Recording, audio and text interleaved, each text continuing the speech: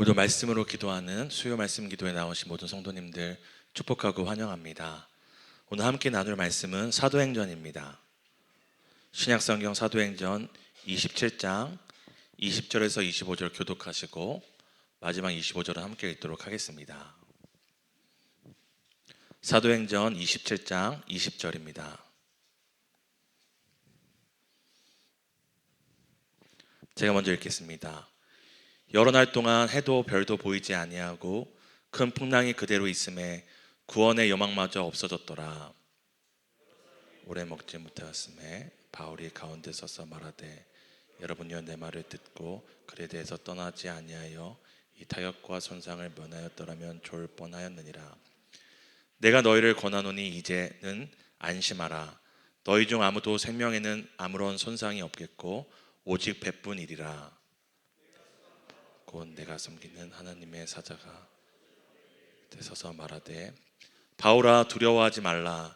내가 가이사 앞에 서야 하겠고 또 하나님께서 너와 함께 항해하는 자를 다 내게 주셨다 하였으니 그러므로 여러분이여 안심하라. 나는 내게 말씀하신 그대로 되리라 하고 하나님을 믿노라. 아멘. 다시 한번 기도의 자리에 나오신 우리 모든 성도님들 환영하고 축복합니다. 하루를 보내시고 피곤하시고 또 노곤하실 텐데 은혜를 사모하여 모이신 여러분에게 하나님의 넘치는 은혜가 있기를 예수님의 이름으로 축복합니다. 또 피치 못할 상황과 여러 건강으로 우리 현장에 오실 수 없는 성도님들을 위해서 저희가 시험적으로 오늘부터 유튜브 라이브를 지금 송출하고 있습니다. 지금 온라인으로 함께 또 기도에 참여하고 있는 성도님들도 또 환영하고 또 상황이 열리고 건강이 회복되어 이 은혜의 현장에 함께 할 수 있게 되기를 또 소망하고 기도합니다. 하나님의 말씀은 진리입니다. 모두 아시죠? 하나님의 말씀은 진리이고 날마다 우리를 깨닫게 하며 오늘을 살아갈 힘을 줍니다. 믿으십니까? 그럼 오늘 하루 하나님의 말씀을 가까이 하셨나요? 얇은 미소를 띄우시는 분들은 티가 납니다. 아는 것과 사는 것이 이토록 다르고 어렵습니다. 하나님의 말씀을 전하는 목회자로 살아가며 제가 다양한 연령과 상황 가운데 계신 성도님들을 뵙다 보니 한 가지 불변하는 진리를 알게 되었습니다. 그것이 무엇인지 아십니까? 인생의 풍파는 반드시 온다는 것입니다. 그 나이의 연소함과 상관없이 그 가정의 형편과 상관없이 제가 여러 성도님들을 신방하고 또 아이에서 청년까지 신방하다 보니 이 정말로 불변하는 이 진리가 한 가지 있다면 인생의 풍파는 반드시 온다는 것입니다. 그래서 제가 지난주에 우리 사랑하는 청년 동행 모임 가운데 또 청년들한테 강조했어요. 풍파는 반드시 온다. 인생의 풍파는 반드시 온다. 우리 청년들뿐만 아니라 제가 전에 섬겼던 초등학생이나 청년들을 제가 이렇게 가르칠 때도 제가 구호와 같이 항상 따라하게 하는 말이 바로 이 말입니다. 한번 따라해 주시겠어요? 인생의 풍파는 반드시 온다. 제가 특히나 더 이제 어리거나 젊은 친구들에게는 더욱 강조합니다. 이 이유는 그들로 하여금 낙심해서 어차피 인생의 풍파가 닥칠 것인데 자포자기하며 살게 하려고 제가 이것을 외우게 하는 것이 아니라 반드시 올 인생의 풍파를 기억하며 풍파를 대비하는 지혜, 다른 말로 이 신앙의 준비를 하게 하기 위함입니다. 청년들을 보면 너무 꽃 같잖아요. 꽃길만 걸을 것 같잖아요. 저는 그때 찬물을 확 끼얹습니다. 인생의 풍파는 반드시 온다. 이것은 그들을 낙심케 하려는 것이 아니라 반드시 올 인생의 풍파를 견디고 버티고 이겨낼 그 승리의 비결이 우리 기독교 신앙에 있기 때문입니다. 반드시 올 인생의 이 풍파를 기억하며 이 풍파를 대비하는 지혜와 그리고 우리가 해야 될 준비에 대해서 생각해 보려고 하는데요. 오늘 사도행전 본문을 통해서 과연 인생의 풍파는 모두에게 오는 것인가? 또한 그 풍파가 닥칠 때 어떻게 견딜 수 있고 이것을 대비해야 하는가? 그리고 인생의 풍파라는 시간을 통해 하나님께서 성도와 교회를 통해 이루고자 하시는 뜻은 무엇인지를 함께 살펴보도록 하겠습니다.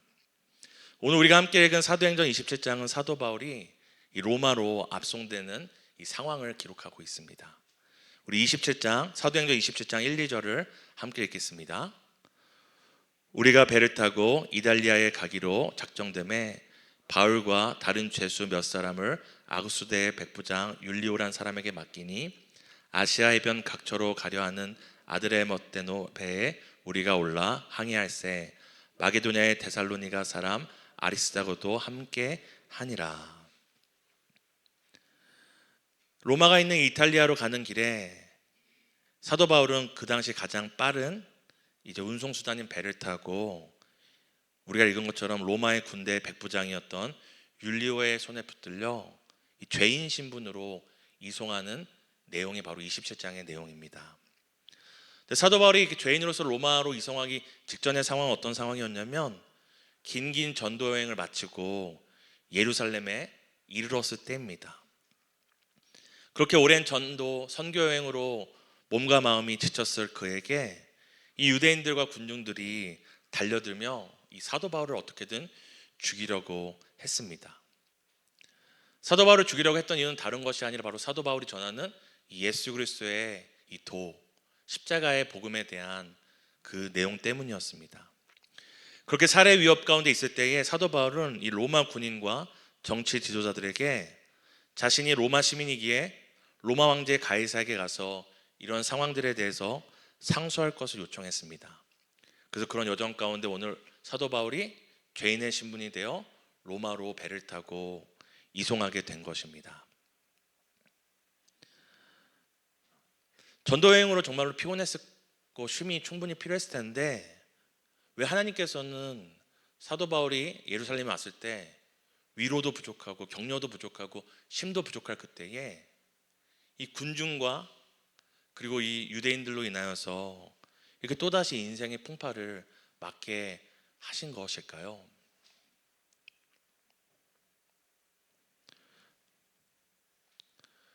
제가 만든 노래가 하나 있거든요.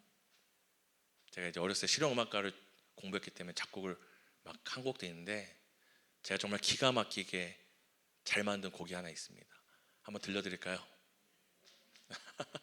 감사합니다.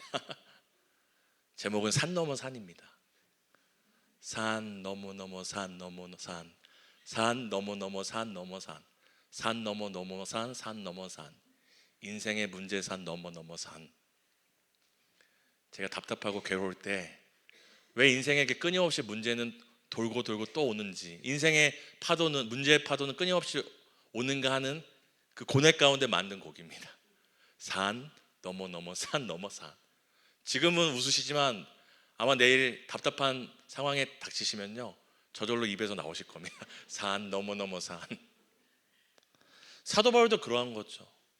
사도 바울이 지금 예루살렘에 도착한 것이 놀다 온 것이 아니라 끊임없는 그 선교와 전도의 문제 가운데 그 어려움을 넘어 예루살렘에 도착한 것인데 휴식과 쉼이 위로가 기다리지 않고 바로 유대인과 군중이라는 그를 살해 위협하는 인생의 풍파를 맞게 된 것입니다. 그때 사도 바울은 어떻게 합니까? 내가 로마 황제를 만나 상소하겠다고 이야기합니다. 하지만 사실 사도 바울이 이 로마 황제에게 상소한 것은 그저 로마 황제를 만나서 내가 억울하다, 내가 답답하다 이 문제를 해결하려 함이 아니라 뜻밖의 인생의 풍파를 만났고 공경에 처했지만 이런 상황 또한 자신이 이 핍박받는 이유인 예수 그리스도를 이 십자가의 복음을 전하는 발판으로 삼고자 한 것입니다. 왜냐하면 그 당시만 해도 그러니까 사회적 지위가 높은 사람의 영향력이 굉장히 컸거든요. 그래서 사도 바울은 수많은 전도의 여정이 있었지만 내가 로마 황제에게 상소해서 로마 황제를 만나고 로마 황제가 물어볼 거 아니에요.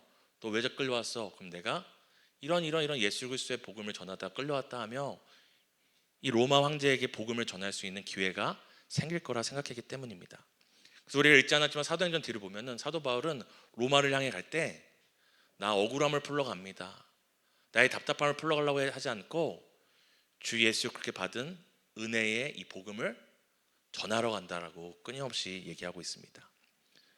이런 마음을 가진 바울이 이제 로마로 가고 있는데 하나님께서 이 사도 바울이 탄 배에 순풍을 주셔야 하지 않겠습니까? 지금 이 복음을 전하기 위해 가는 길인데 정말로 순풍에 편안하게 로마에 갈 수 있게 도와주셔야 하지 않겠습니까? 그런데 죄인의 복음을 위하여 죄인의 신분이 되어 로마로 가는 이 바울과 그 일행들이 무엇을 마주하게 됩니까? 우리 사도행전 27장 14절과 20절을 함께 읽겠습니다.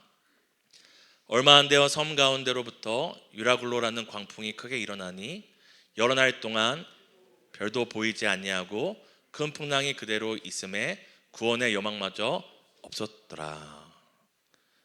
큰 풍랑을 만나게 됩니다. 근데 그 풍랑이 얼마나 거셌던지 파란 글씨에 나와 있는 것처럼 구원의 여망마저도 사라질 만큼 큰 인생의 풍랑을 실제로 맞게 된 것입니다. 왜 하나님은 바울이 복음을 위해 고생하고 그 길 끝에 또 인생의 풍랑을 주실 뿐만 아니라 이 복음을 전하기 위해 가는 그 로마로 가는 길 가운데서도 이렇게 큰 광풍과 풍랑을 주시는 것일까요? 우리가 그것을 지금 단정할 수는 없지만 그 이유를 한 번에 찾을 수 없지만 우리가 인생의 풍파를 맞을 때 우리도 바울과 같이 정말 주를 위해 애써왔고 오랜 시간 주의 몸된 교회와 성도들을 위해 수고하고 애썼음에도 불구하고 뜻밖의 풍파를 맞고 또 풍파를 맞을 때 우리가 기억해야 할 것이 있습니다. 그 첫 번째는 무엇이냐면 예수님도 이 땅에 계실 때에 그 풍파를 당하셨다는 것입니다. 우리 마가복음 4장 36절에서 40절을 함께 읽었으면 좋겠습니다. 함께 읽습니다. 그들이 물을 떠나 예수를 배에 계신 그대로 모시고 가매 다른 배들도 함께 하더니 큰 광풍이 일어나며 물결이 배에 부딪혀 들어와 배에 가득하게 되었더라. 38절입니다. 예수께서는 고물에서 베개를 베고 주무시더니 제자들이 깨우며 이르되 선생님이여 우리가 죽게 된 것을 돌보지 아니하시나이까 하니 예수께서 깨어 바람을 꾸짖으시며 바다더러 이르시되 잠잠하라 고요하라 하시니 바람이 그치고 아주 잔잔하여 지더라. 이에 제자들에게 이르시되 어찌하여 이렇게 무서워하느냐 너희가 어찌 믿음이 없느냐 하시니 예수님은 누구십니까? 전능하신 하나님의 아들입니다. 예수님께서는 그때의 광풍이 일어날 것을 모르셨을까요? 예수님이 자신이 타고 있는 배와 그 바다 위에서 광풍을 만날 것을 모르셨다가 뜻밖의 당하신 것이 아닙니다. 예수님이 이 광풍과 풍랑을 당하신 것은 못 피하신 것이 아니라 이 광풍을 통해 이 인생의 풍파를 통해 그 제자들과 함께한 사람들에게 보여주시고자 하는 이루고자 하는 뜻이 있었기 때문입니다. 예수님은 그 풍파 한가운데서 자신이 누구인지를 나타내기 원하셨고 제자들에게는 너희와 함께하는 그 예수가 어떤 존재인지를 보여주기 원하셨습니다. 사도 바울도 마찬가지입니다. 사도 바울도 인생의 풍파가 뜻밖의 찾아왔지만 이것을 하나님의 뜻을 이루는 또 다른 기회로 삼았던 것이고 오늘 사도 바울이 로마로 가는 이 여정 가운데 풍파를 만났지만 우리가 가늠할 수 있는 것은 무엇입니까? 진짜 사도 바울이 만난 은유적인 풍파가 아니라 그 광풍 또한 하나님께서 하나님이 어떤 분이신지를 나타내시고자 하는 뜻이 있었다는 것을 우리가 생각해 볼 수 있습니다. 지난날 신앙의 선배들도 이 삶의 풍파가 오히려 하나님의 뜻을 이루는 이 순풍이 된다는 것을 경험하고 그리고 고백했던 것을 우리는 알 수 있습니다. 우리가 잘 아는 찬송가 373장입니다. 고요한 바다로 가서라는 이 찬양 가사를 보면은 1절은 이렇게 시작됩니다. 고요한 바다로 저 천국 향할 때 주 내게 순풍 주시니 참 감사합니다. 천국 가는 길에 하나님이 순풍을 주셔서 감사하다고 고백합니다. 그런데 천국 가는 길에 어떤 일이 일어난다고 2절에 얘기합니까? 함께 읽어볼까요? 시작.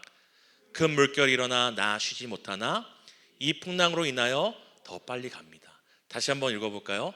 큰 물결이 일어나 나 쉬지 못하나 이 풍랑으로 인하여 더 빨리 갑니다. 신앙의 선배들은 믿음의 눈을 열어 지난 시간을 돌아보니 인생의 풍파가 없어서 내 인생에 풍파가 없던 거 보니 하나님이 내 인생을 인도하셨구나라고 고백하지 않고, 인생의 풍파가 닥쳤음에도 뭐라고 고백합니까? 이 풍랑으로 인하여 더 빨리 갑니다.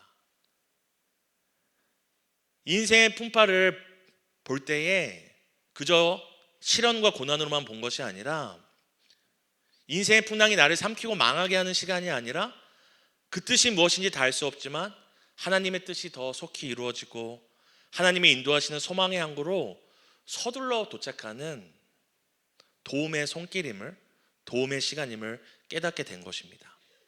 사랑하는 성도 여러분, 인생의 풍파가 다가올 때 어찌하여 나에게 이런 시련을 주십니까? 라고 고백하는 것도 귀한 탄식이겠지만, 오늘 말씀을 기억하신다면 이렇게 함께 고백했으면 좋겠습니다. 한번 따라해 주시겠어요? 하나님이 속히 뜻을 이루시려 하는구나.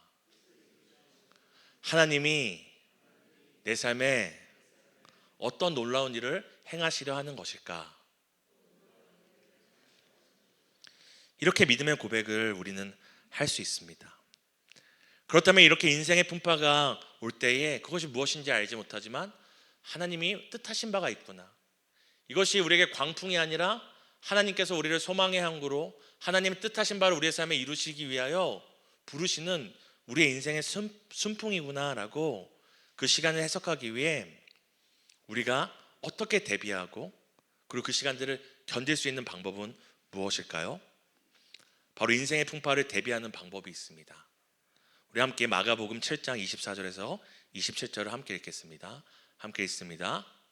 그러므로 누구든지 나의 이 말을 듣고 행하는 자는 그 집을 반석에 지은 지혜로운 사람 같으니 비가 내리고 창수가 나고 바람이 불어 그 집에 부딪히되 무너지지 아니하나니 이는 주추를 반석 위에 놓은 까닭이요 나의 이 말을 듣고 행하지 아니한 자는 그 집을 모래 위에 지은 어리석은 사람 같으니 비가 내리고 창수가 나고 바람이 불어 그 집에 부딪힘에 무너져 그 무너짐이 심하니라. 우리가 한 가지 주목할 것은, 오늘 예수님께서 이 비유를 하실 때 예수님의 말을 듣고 순종한 사람의 인생에는 비나 풍파나 창수가 임하지 않고, 예수님의 말에 순종하지 않은 자는 인생의 비와 창수와 바람이 분다라고 얘기하지 않으시고, 이 말씀을 듣고 순종한 자나 순종하지 않은 자나 모든 인생에 뭐가 몰아친다고 얘기합니까? 모든 자에게 비가 내리고 그 인생에 창수가 나고 바람이 불어 그 인생의 터전의 삶에 부딪힌다라고 이야기를 합니다. 우리가 해야 할 것은 우리의 인생에 풍파가 오지 않기를 막연히 기대하는 것이 아니라 어느 때 풍파가 올지라도 그 풍파를 견딜 준비를 해야 하는 것입니다. 사도 바울은 유대인의 핍박과 로마의 압송이라는 인생의 풍파뿐만 아니라 실제적인 광풍의 앞에서 어떤 모습을 보여주는지 우리가 함께 읽도록 하겠습니다. 사도행전 27장 22절입니다. 함께 읽습니다. 내가 너희를 권하노니 이제는 안심하라. 너희 중 아무도 생명에는 아무런 손상이 없겠고 오직 배뿐이리라. 앞서 말씀드린 것처럼 예수를 믿는 자나 안 믿는 자나, 그 말씀에 순종한 자나 순종하지 않은 자나 인생의 풍파가 오는 것은 동일한데, 사도 바울은 오늘 그 동일한 광풍 가운데 사람들은 구원의 여망조차도 다 잃어버린 그때에 사도 바울은 지금 무엇을 하고 있습니까? 사람들에게 안심하라고 다독이고 있습니다. 사도 바울은 지금 파도가 그 몸에 안 부딪히고 있을까요? 사도 바울은 신령한 사람이기에 배가 흔들려도 그 배에 공중에 떠서 배멀미를 안 하고 있을까요? 사도 바울은 지금 믿음의 영안이 뛰어서 3일 뒤면은 어디에 도착하겠구나, 하나님께서 이렇게 우리를 구원하시겠구나, 지금 보이는 것일까요? 아닙니다. 사도 바울도 지금 풍랑에 온몸이 젖고 있고 흔들리는 배 위에서 균형 잡기조차 어려워서 흔들리며 배멀미를 하고 있었을 것입니다. 그럼에도 불구하고 사도 바울이 지금 사람들에게 뭐라고 얘기합니까? 이제는 안심하라. 사람들을 안심시키고 있는 것입니다. 사도 바울도 지금 배 위에서 함께 고통받고 있는 상황임에도 바울이 동일하게 풍랑 가운데 다른 이들을 안심시킬 수 있었던 근거가 무엇입니까? 바로 23절과 25절에 우리에게 명확하게 이야기해 줍니다. 함께 읽겠습니다. 27장 23절에서 25절입니다. 내가 속한 바 곧 내가 섬기는 하나님의 사자가 어젯밤에 내 곁에 서서 말하되 바울아 두려워하지 말라.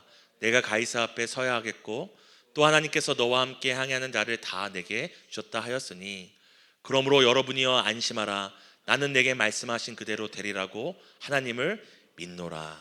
아멘. 사도 바울이 자신도 흔들리는 배 위에서 사람들을 안심시킬 수 있었던 근거는 바로 하나님의 약속의 말씀을 그가 받았기 때문입니다. 사도 바울이 자신도 흔들리는 배 가운데서 사람들에게 안심해라 안심하라 했던 것은 그저 긍정의 힘이나 그냥 나이 든 사람으로서의 어떤 노련함이 아니라 근거가 무엇입니까?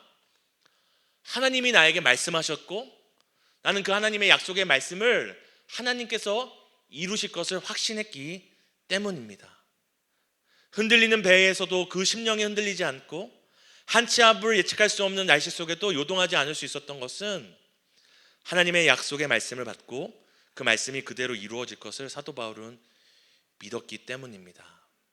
앞서 우리가 읽었던 예수님의 비유에서도 인생의 비와 창수와 바람이 그 인생의 삶 가운데 부딪힐지라도 누가 무너지지 않습니까? 바로 말씀의 반석 위에 집을 세운 자가 무너지지 않는 것입니다. 누구의 삶의 터전이 무너지지 않습니까? 주님의 말씀을 듣고 행한 자의 삶의 터전이 무너지지 않는 것입니다. 사랑하는 성도 여러분, 아무리 흔들리고 요동치는 인생의 풍파와 광풍, 또 오늘날 우리가 맞고 있는 이 시대의 풍랑이, 시대의 창수가, 바람이 우리의 인생의 터전에 부딪힐지라도 그 말씀을 듣고 붙들고 살아가는 자는 결코 무너지지 않습니다. 결코 무너지지 않습니다. 말씀의 반석 위에 말씀을 듣고 삶의 터전을 세운 자는 인생의 풍파가 올지라도 무너지지 않습니다.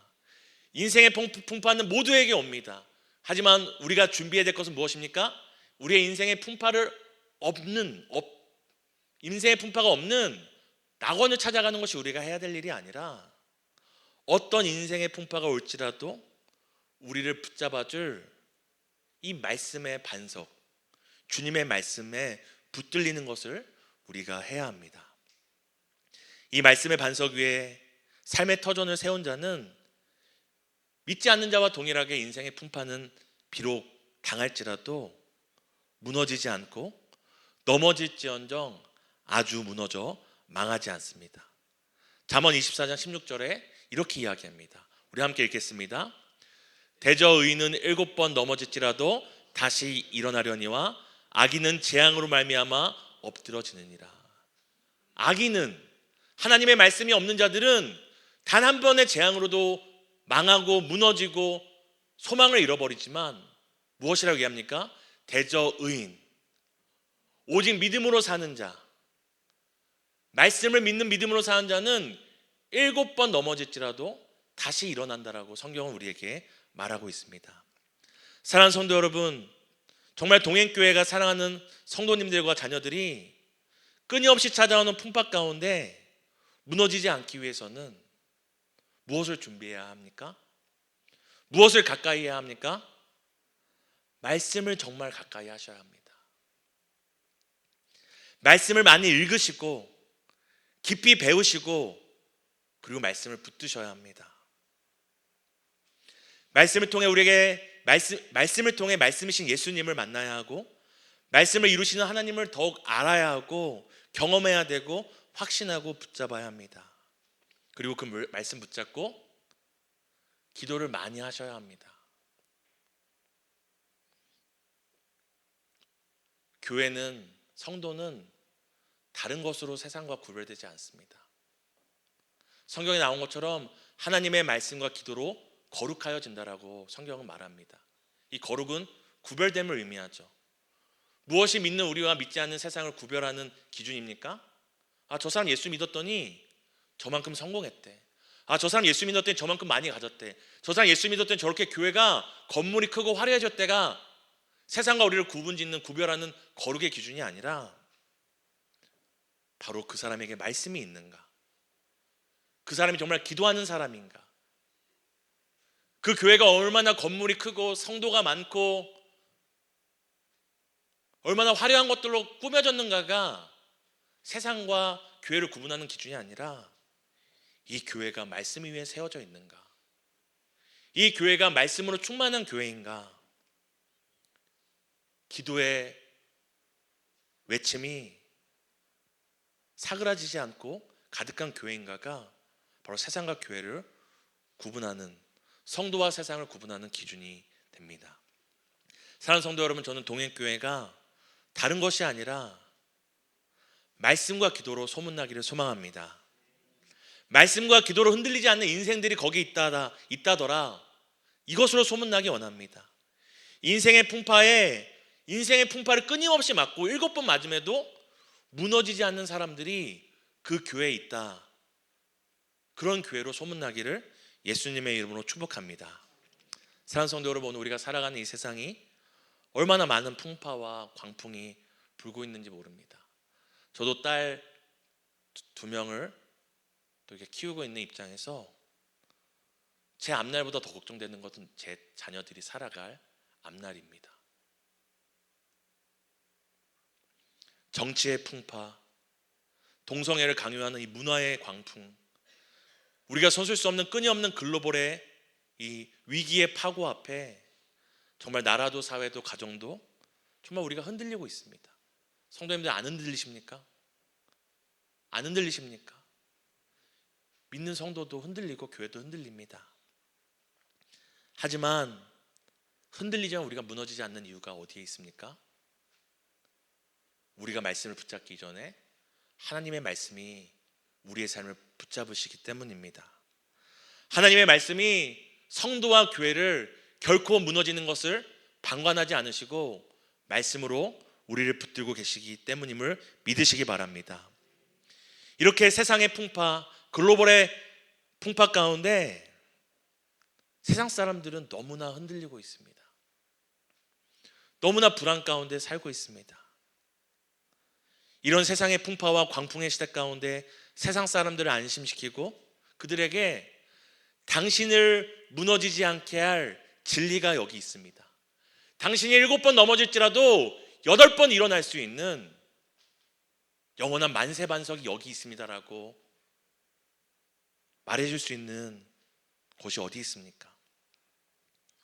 무너져도 무너지지 않는 성도의 삶을 통해 세상에 없는 승리와 생명의 비결이 여기에 있음을 보여줄 수 있는 곳이 어디입니까? 바로 진리의 터 위에 세워진 교회이고 말씀으로 살아가는 성도들입니다. 세상 사람들의 인생의 풍파가 오면 픽픽 쓰러지고 자신을 구원하지 못할 썩은 동아지를 붙잡고 무너질지라도 인생의 풍파 가운데서도 무너지지 않는 성도의 삶을 볼 때에, 인생의 여정을 볼 때 그들은 깨닫게 됩니다. 교회는 다르구나, 저 사람들은 다르구나 깨닫게 될 것입니다. 사도 바울은 모두가 흔들리고 두려움과 공포 가운데 구원의 요망마저 이른 그때에 사람들을 안심시키며 그들을 붙잡아 주었습니다. 사도 바울은 말씀에 대한, 그에게 말씀하신 하나님에 대한 확신이 있었기 때문입니다. 그리고 사도 바울은 어떻게 합니까? 사도행전 27장 35절에서 37절을 함께 읽겠습니다. 떡을 가져다가 모든 사람 앞에서 하나님께 축사하고 떼어 먹기를 시작하며 그들도 다 안심하고 받아 먹으니 배에 있는 우리의 전부 276명이더라. 사람들의 마음은 공포와 두려움으로 가득했습니다. 절망으로 가득 찼던 그들의 마음에 사도 바울은 생명과 소망을 불어넣어주고 안심의 떡으로 그들의 배를 채워주었습니다. 우리 동행교회가 오늘 인생의 풍랑을 맞아 공포와 두려움과 절망으로 가득 찬 사람들을 찾아가 우리에게 주신 이 생명의 떡, 소망의 떡, 영원한 안심과 평안을 주시는 예수님으로 그들을 채워주는 복된 교회가 되기를 예수님의 이름으로 축복합니다. 오늘도 그렇게 우리 교회를 세상과 세상 사람들을 안심시키는 교회로 부르시고, 또 우리 모든 동행교회뿐만 아니라 이 지구에 있는 모든 교회 성도들을 불안한 세상 가운데 안심을 전파하는 전도자로 부르시는 하나님의 그 높고 깊으신 뜻을 우리가 생각하며 우리가 함께 찬양하고 또 말씀과 찬양의 가사를 붙들고 기도했으면 좋겠습니다. 우리 오늘 모르시는 찬양일 것 같아서 우리가 악보를 또 나눠드렸습니다. 우리가 함께 배우는 시간을 가지고, 또한 멜로디는 모를지라도 가사 하나하나를 우리가 믿음으로 고백하며 함께 또 기도했으면 좋겠습니다.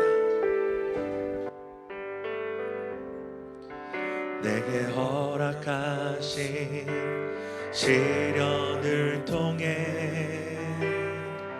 나의 믿음 더욱 강하게 자라나고, 험한 산과 골짜기 지나는 동안 주께 더 가까이 나를 이끄시네. 내가 겪는 시험이 어렵고 힘겨워도 내 주님보다 크지 않네. 내 앞에 바다가 갈라지지 않으면 주가 나로 바다 위 걷게 하리. 다시 한번 내게 허락하신 시련을 통해, 내게 허락하신 시련을 통해 나의 믿음 더욱 강하게 자라나고, 아멘. 험한 산과 골짜기 지나는 동안 주께 더 가까이 나를 이끄시네. 내가 겪는 시험이 어렵고 힘겨워도 내 주님보다 크지 않네. 내 앞에 바다가 갈라지지 않으면 주가 바로 나라 위 걷게 하리. 나는 믿네. 주의 능력으로 내 삶 새롭게 되리. 나는 믿네. 주의 능력으로 담대히 나아가리.